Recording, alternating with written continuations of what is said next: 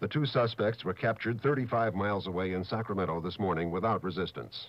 The 9 bodies, including members of 2 families, were found bound and gagged and shot through the head yesterday morning in an apparent attempt to do away with all witnesses to a robbery of the victim's grocery store.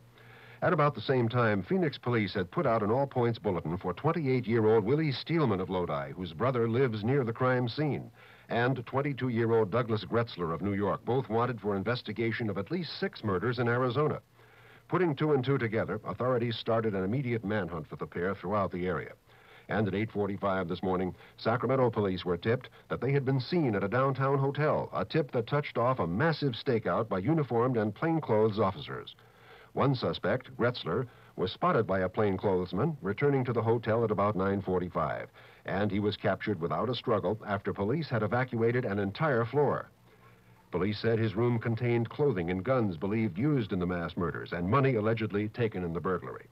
Within minutes, Gretzler led police to an apartment about a mile away where Steelman had taken refuge in the home of a girlfriend, an apartment that was quickly surrounded by a small army expecting the worst.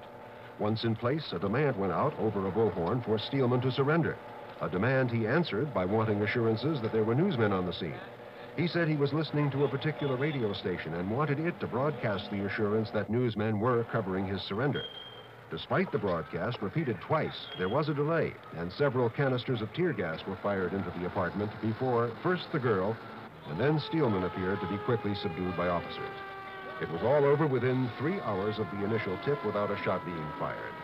And in a postscript to the grisly story, Arizona authorities have now upped the tally of suspected murders committed by the pair in that state to 19. Bill Harvey reporting from Sacramento.